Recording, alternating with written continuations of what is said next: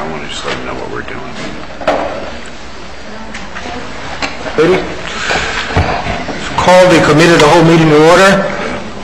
Tuesday, March 27, 2007 at 5:45 p.m. Councilwoman Wallman is present, Vice Mayor Losner, Councilman Hart, Councilwoman Bell. Item 2A is the March 13, 2007 minutes. The motion for approval. So moved. Moved by Councilwoman Bell, second by Councilman Hart. Any questions on the minutes? If not, all in favor say aye. Aye. Opposed? Item 2B is the announcement of liens. We just wanted to make you aware of, as you know, as victors in the Collection USA case, we're entitled to try to collect our certain fees and costs that were awarded by the court. It's about $150,000. By happenstance, people are coming to the city who want to purchase property, and they're asking for the status of various liens. And so some of those liens are ones that were included within the Collection USA assignment, and so those liens are legally owned to Collections USA. We are taking the opportunity to say, aha, here's some money that the Collections USA may be getting, and we're reviewing the ability to file basically garnishment actions on those liens.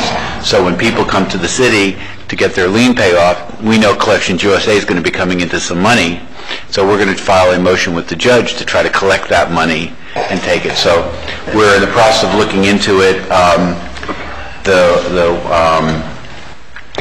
The one that we're looking at is the Terrell A. Mathis. Some of them are not large, but I want to give you the names, and I think we're going to give you the names in writing, just in case there's some sensitivity about an issue or something, so you know what we're doing. But it's just an idea that we, with your staff, came up with to try to collect this money. We're working with the police department and the manager's staff so that if we can get some money out of these people, we will. So that's what that is. Good. Good. Thank you, Richard. You're welcome. Item 2C is the discussion of property tax legislation, proposed legislation, rather.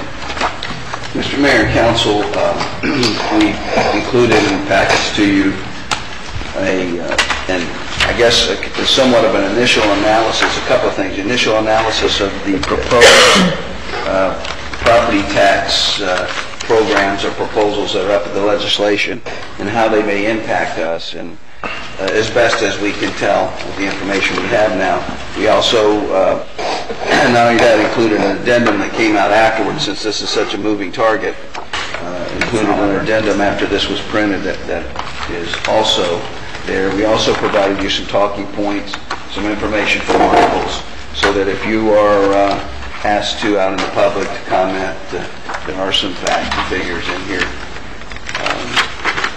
related to the property tax programs and pros and cons. So you can talk to that issue.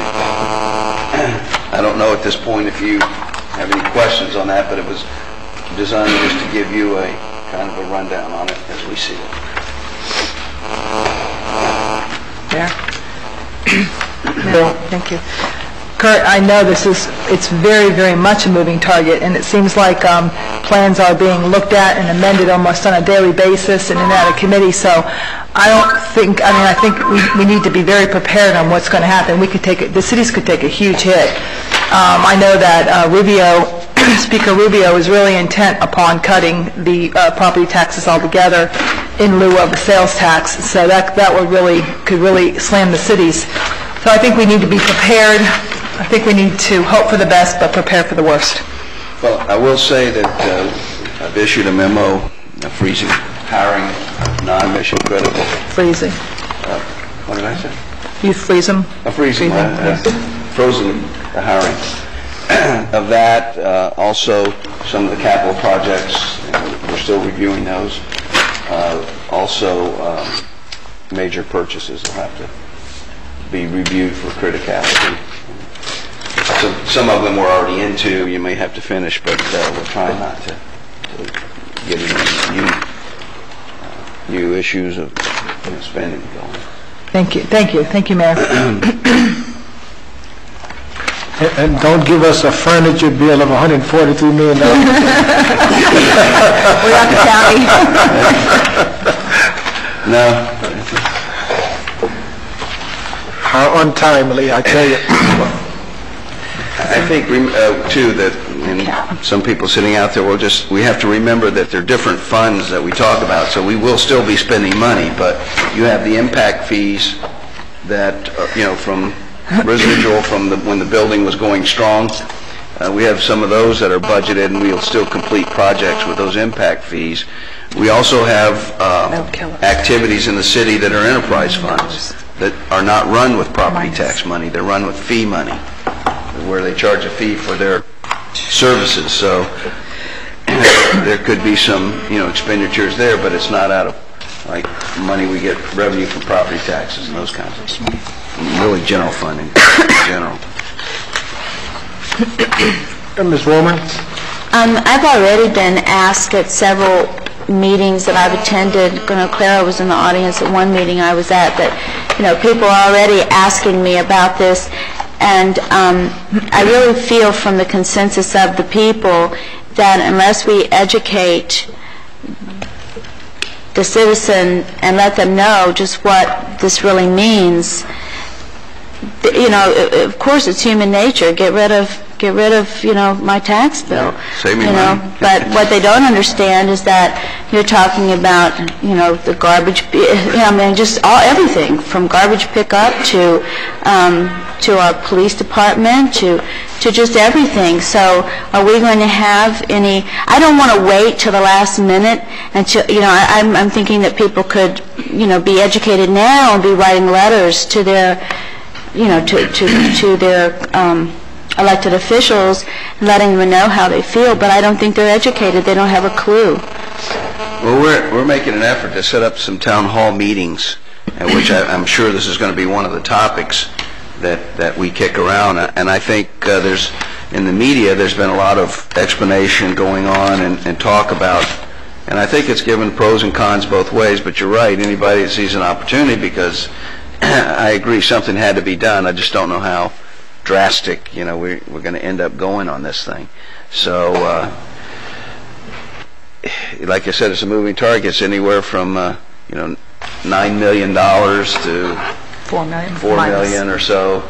And then the governor's, I think, is $1 million that we could best tell. So it covers a range. But, I do want to say that in... I guess we sent they've asked Public Records for our financials, and we've sent them in, and I don't think they're going to find any exorbitant spending, where we've been on, we're lighting our cigars with $20 bills down here or anything, So I think, plus we've dropped our millage rate 2.25 mils over that, actually a little more than that over that same period of time. I'm curious just to know how many other communities can say that they've done that. Not many. Well, there won't be many. I've been trying to check around. I've only found one that's done it. Dropped the millage rate 3 mils, but it wasn't voluntary. They had a ordinance that only allowed them to go 10% over their rollback rate, and that's how it dropped. And it was not voluntary, as we did it. I think there's just a misconception out there. I mean, I read things and I hear from people, what other people are saying, and they don't have a clue, just what the city has accomplished with reducing our millage rate. That's where we started, is something else. We started in a different position than a lot of these cities. We were coming out of almost bankruptcy from, really, it's a long time away, but the lingering of Andrew and the lack of development and the lack of this place being viewed as being blown away until they ran out of land up north and they started looking south. So until then, we were in pretty, we were not in the best of shape. And I think that anybody sitting around knows that everything goes up. Our gas goes up, insurance goes up. Employees are going to want raises if you're going to keep employees. Those kinds of things. So it's almost like you could liken it to a home budget. It's just. And one more question: you're freezing hiring. Are you freezing salaries or promotions? That's all. Well, salaries have already happened. Right, I know with the unions, but we're looking at anything that's outside of that. We look at in terms of, outside the contracts. We look in terms of, is it competitive in the market? Are we underpaying a person if they wanted a step raise or something like that? Do we need to adjust that position after we call around to other agencies and see what they're paying and trying to make sure we're just competitive? We don't have to be the top, but we need to be competitive. So we pretty much have passed all of that. Well, the only thing is you will be brought the police contract to vote on. They're going to vote on, I think, Friday, and if it passes, then, but that goes back to October. I mean, I know. we We were can't out go back now. of that. Well, So thank you so much.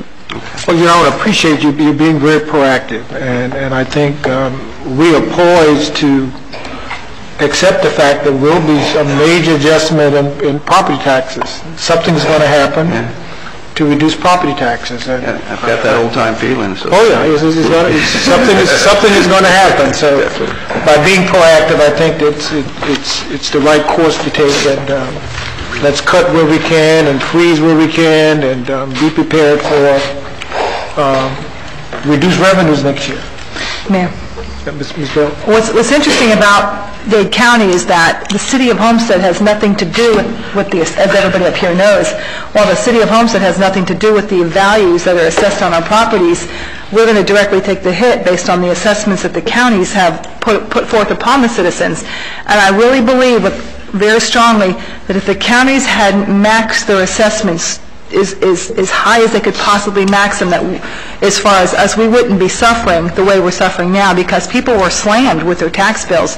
And I really thought the legislature would address portability more than they address, because that's one of the biggest complaints, is the inability to sell and move and to carry your value with you. So I really thought they would address that more than they would just address every single taxpayer, because the people who are living in their homes with their 3% cap, who have been there a while, don't have the same complaint as the new homeowner does, or as the person who actually wants to move into a little bit of a bigger house or move down. And I'm really surprised that the legislature did not address the portability issue or the vertical move. And so that's interesting to me, and I'd like to kind of look into that and see exactly why. But I agree with Kurt, and I agree with you, Mayor, that we know something's going to happen. And in the meantime, we really need to tighten our belts just to be, like as we said earlier, to hope for the best but prepare for the worst. But I think our legislators really need to understand the impacts that it can have on the smaller cities.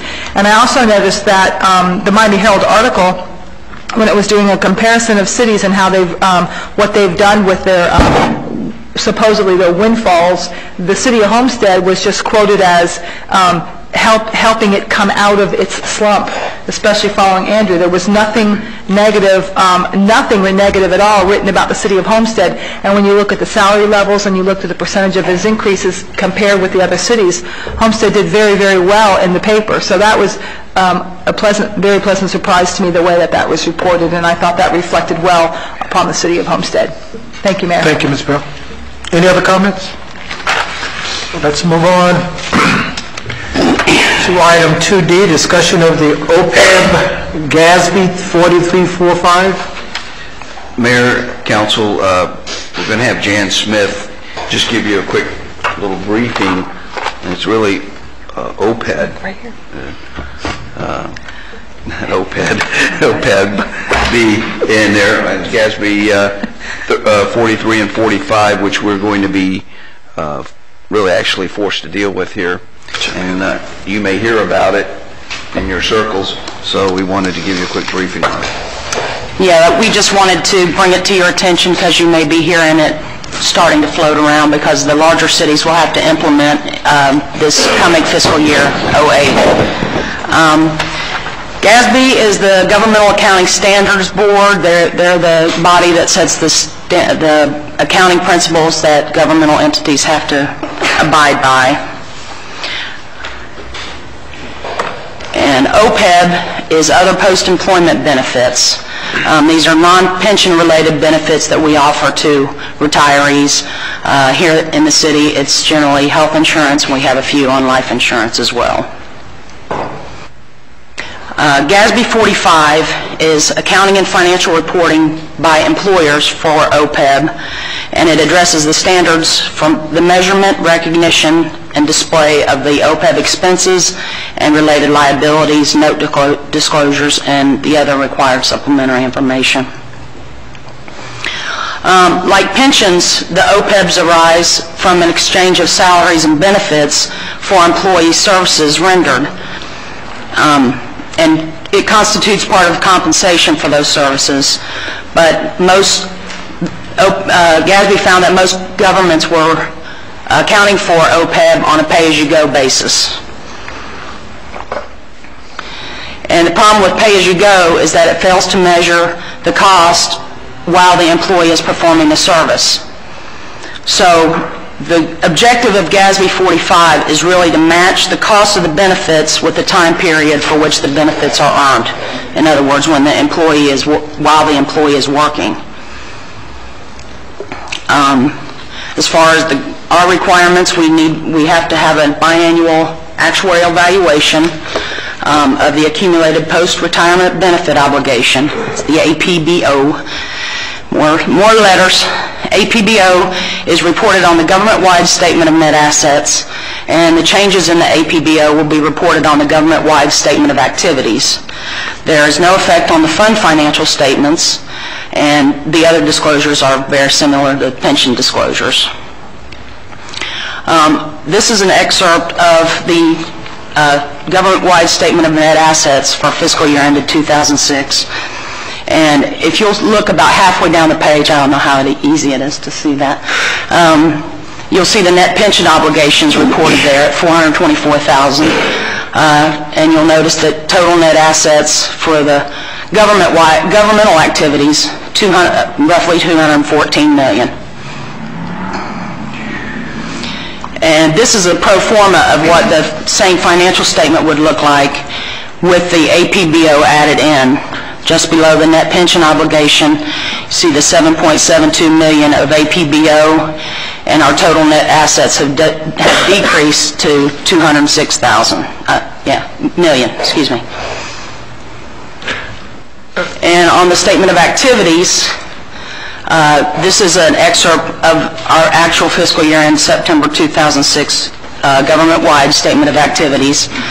The general government expenses were $19 million, and the change in net assets was positive $5 million. And then pro forma for the APBO, general government expenses increased to $27.6 million. Our increase of $5 million has now become a decrease of $2.6 million. So that's what effect GASB 45 will have on our financial statements the first year that we implement. After that, we have some options. One option that I failed to put on here is to discontinue supplying the benefit, but we can continue to pay as we go, or we can create an irrevocable trust fund, similar to a pension trust. The pros for pay-as-you-go is that there's no immediate impact on the general fund budget, but the cons are the APBO will continue to increase over time and eventually could impact our bond ratings because we're carrying extra debt on the books. The pros and cons of the irrevocable trust fund is that the APBO will be stabilized and eventually it'll start to decrease as we can make contributions to the trust. The cons are it will have an immediate impact on the general fund budget because we'll have to start funding the trust. And GASB hasn't told us how we can pull the money out of the trust yet. So everybody's kind of a wait and see right now because nobody knows how they can get their money out. And our advisors, our investment advisor and the auditors are not recommending creation of the trust at this time, because everybody's in a wait-and-see mode. The investment advisor said that bond rating agencies will be watching it to see what kind of movement, how fast and how much it moves. And GASB 43 is the standard that applies to the trust. And the trust would be accounted for as a fiduciary fund, just like the pensions. The requirements are almost exactly the same as pensions: statement of planned net assets, statement of changes in net assets, schedule of funding progress, schedule of employer contributions, and no disclosures. And the implementation dates are for GASB 43, fiscal year ending September 30th, 2008. And that is the GASB 43 applies to the trust. So if we wanted to implement the trust, we would need to go ahead and get that moving so we could, since budget time is kind of quickly approaching, we would need to budget a payment out of the general fund for fiscal year 2008. And GASB 45, when the big $7 million hits the books, is fiscal year ending September 30th, 2009. Now, larger governments will be implementing in 2008, so we'll be able to start seeing some effects of the implementation after next year. So, do you have any questions? You said this was primarily deal with Post-employment benefits, life insurance, and health insurance. or health insurance. Right. Okay. We offer the, go ahead. I might add, though, where does health insurance come in? Because we don't pay health insurance for retirees in the real sense. We don't put money out there. But what happens is a retiree is allowed to pay the same, keep the insurance we have with the city, and they pay the full amount of the cost of the insurance. However, I guess actuarially, because people who are older and are retired will use more of the insurance, are likely, so when they do I guess I want to say actuarial, it's not what it is, but they do a study of our insurance over the group that's enrolled, the older ones. It increases the group premium. It increases the premium. So I just want to make that clear to people who may or may not know. Of course, with all of that, they pay our insurance after we retire but we're finding that that's not working for a lot of people anymore.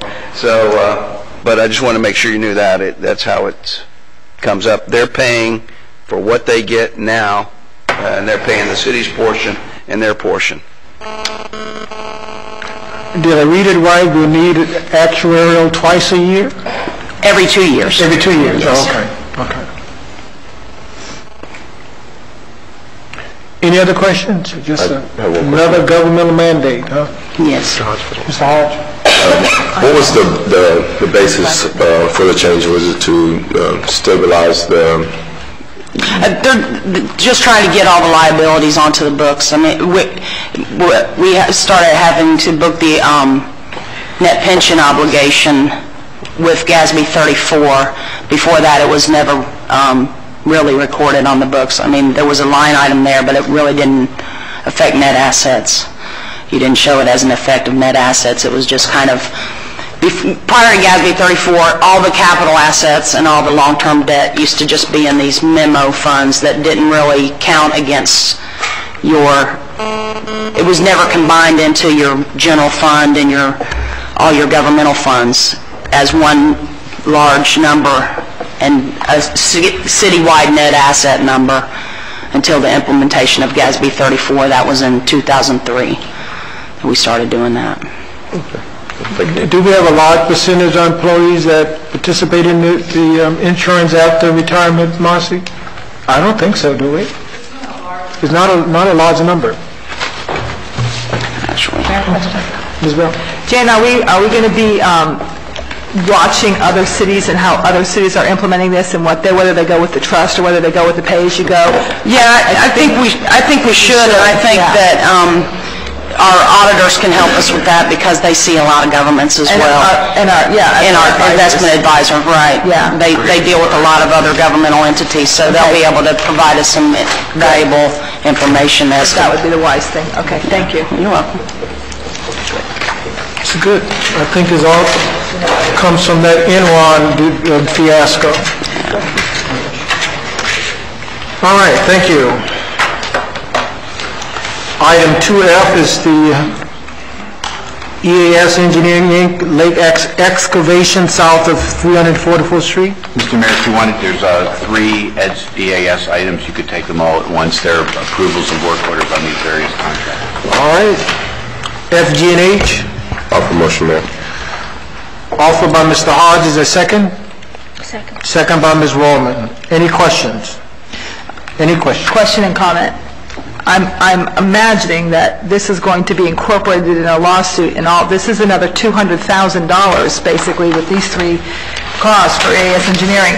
And might I say, we need them. We have to do this because of the overdigging. So, I mean, we don't really have a choice. I think let me make sure of this. The first one and the first item is directly related to the overdig. The other two, one of them is an extension of a current one we have because we have to mitigate, Right. and which was there before, was not related to the lake fiasco.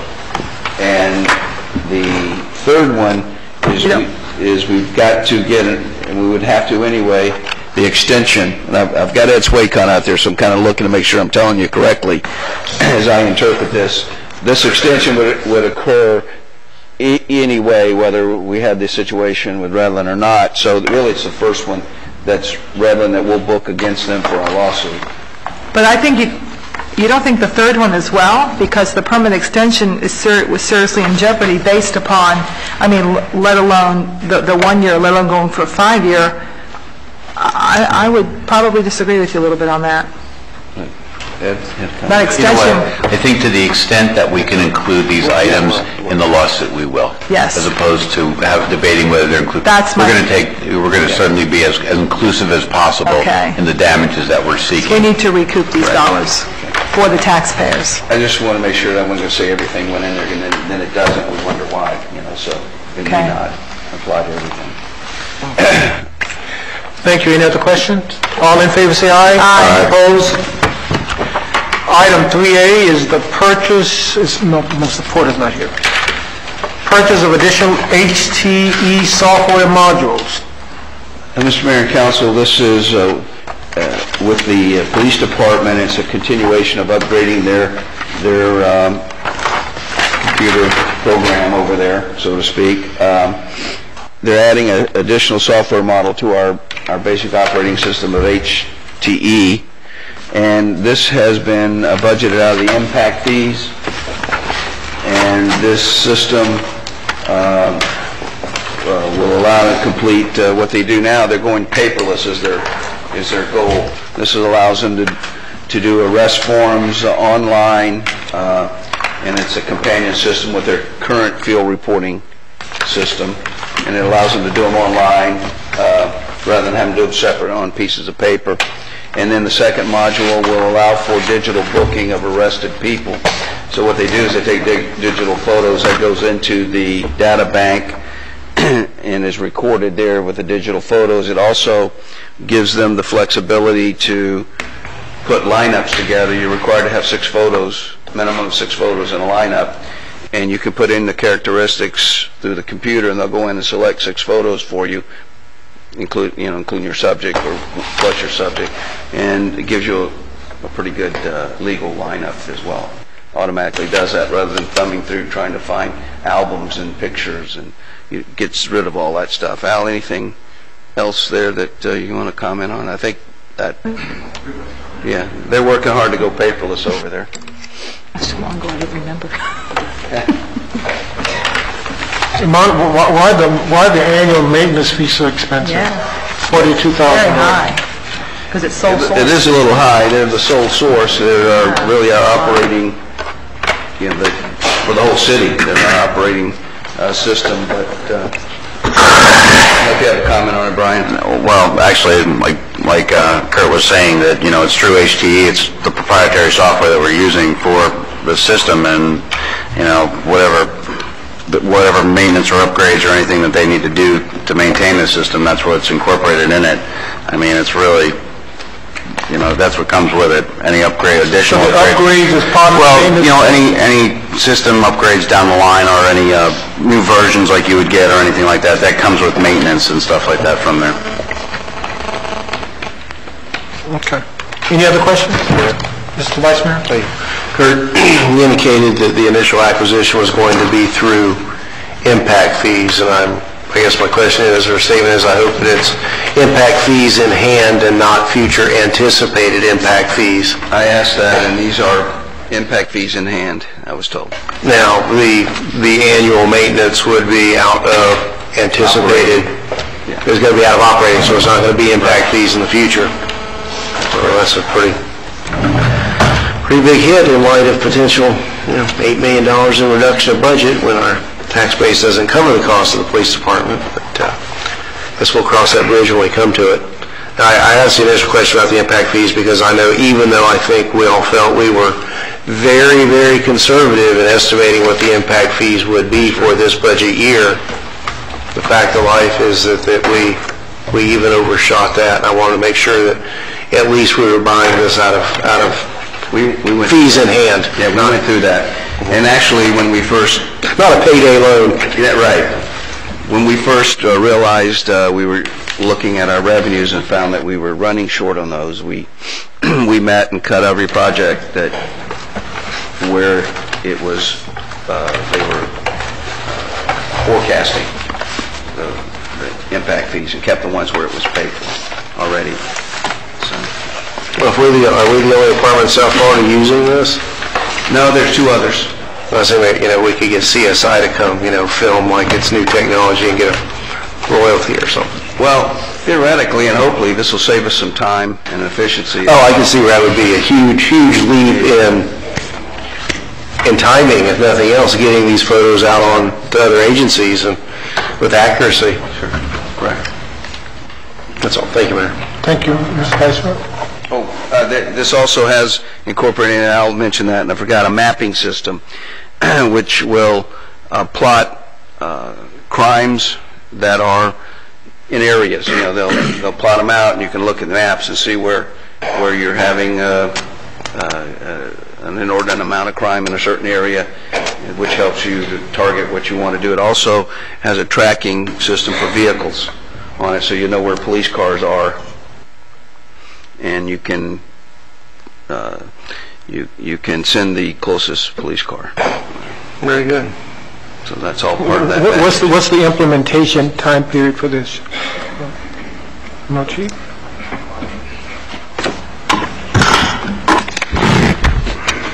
The mapping system probably going to take place in probably less than a month. The arrest margin probably going to be sometime this summer. But the statistics, that's already in place back from 2004. So someone with access on each side of the highway and a certain development, how many robberies or burglaries or car theft we had, we can just pinpoint that on a map. And not only just give you statistics, we can show you exactly where it occur on the mapping system. Perfect. And to further talk about what the manager was discussing, on the vehicles, you will be able to track where the vehicles have gone within an 8-hour period. So if you want to backtrack and find out where a guy was and it would take him so long to handle a case or handle a call, you can backtrack 8 hours of his shift and be able to look at where he drove, what he did, the whole works. And on top of that, like I said earlier too, dispatch will be able to see where the car is at, all the cars that dispersed in the city, any particular shift. They can pretty much tell where that vehicle is at. And if a crime occurs somewhere, even if it's not his zone, the closer unit will get the call rather than having someone coming from across the city. So you'll be able to actually see all the cars in the city on a big map right in front of dispatch. So that's just a little bit of it. But once we get everything into play, we're going to invite the mayor, council, and also the manager in the office and take a look at it. And when I saw just the beginning stage of it, I was on a wall because I know our Homestead is safe and we have a little bit of crime, but when you look at it on the map and see how well it's spread out and you can east versus the west, it's astounding. So I want y'all to take a look at that once we get it into place. I'd love to. So thank you. Good, thank you, Chief. We did vote on that, didn't we? No. No further comments. All in favor, say aye. Aye. Opposed? Was there a motion? I'll make a motion. Motion by Ms. Wallman, second by the Vice Mayor. You feel good? Good. I asked Norman, did we move that? Any business for the business, Ms. Hobbs? Ms. Vice Mayor? No, thank you. Ms. Walden? I do want to bring up just a couple of little things. Because I wasn't here at the last council meeting, many of you know that I got iced in Washington, so, but I do want to report just a few things. As the result of my trip to Washington, we were able to discover several grants that were available. So with the help of Kurt Herron and Shannon from Parks and Recs, thank you so much. We've applied for $7,400,000 for the Trailway, and I feel very confident that we will get that. I met with the head person. I met with in Washington. I met with a guy from Tallahassee. He was there attending a conference I was attending, and they're all very excited, and that money would be available for 3 years, not only this year, but for 2 more years. So if we're fortunate enough to obtain the $7,400,000, then we'll be able to go after that money for an additional 2 years. So I was very pleased to say that came about. I also met with the director of the National Register of Historic Places, and we are in the process, as we speak, of putting Seminole Theater in line for designation as a national, in the National Registry, and that will, Dan, as you well know, once we do that, then that will enable the theater to go after many more opportunities for grant money as soon as we're put into that registry. And they were very excited about the project. I tell you, our lobbyists are wonderful. They went with me, and I was chasing people down in hallways, and they were running right along beside of me, so I really kudos to them. And I wanted to thank Lauren Yoder from CRA, because with her help, we're initiating a new program. It's called Clean Sweep Fridays, and it was Lauren's idea, and yeah, take credit, you know. And all I knew is that the mayor told me I had to clean the city up, so I went to Lauren, and Lauren researched, and we found some information, and so that's starting, right? This week or next week? I know it's starting very soon. So that's going to be Clean Sweep Fridays. We're going to be taking certain areas of the city. It doesn't mean that that's the only day we're going to be cleaning up, but that's every Friday we're going to initiate a new section. I wanted to thank Mike Dill with the Homestead Newsleader for writing that beautiful article on the soup kitchen. Because of that article, I've had many, many phone calls, and including employees from the city who are earmarking their donations to United Way to go to the soup kitchen. And I think that's wonderful. And I mean, that's great news. I thought Clean Sweep Friday was happy hour. Well, that could be happy hour too. After Clean Sweep Friday. But anyway, so a lot of positive things, and I'll have a lot more to report at the next council meeting, but we're not having a council meeting next week. So I just wanted to let you know kind of sort of what I've been doing. Thank you. Thank you, Ms. Walden. Mr. Manager, any business? Only one item. Sharif Kamali had a meeting with MPO, was involved in a meeting with MPO, and as part of that, we were talking about population. And the MPO has agreed, and we're waiting for a letter from them, and we hope this will be the official notice that we can use that we're 52,000. And 50,000 was the critical point in terms of being an entitlement city. And a membership on the MPO. MPO, yeah, good. That'd be very good. Good. Thank you, Mr. Manager. That's it. Mr. Weiss, any business? No, sir. Well, thank you all very much for coming out. Meeting is adjourned. So there was an article in the USA Today about a lawsuit that apparently, I didn't know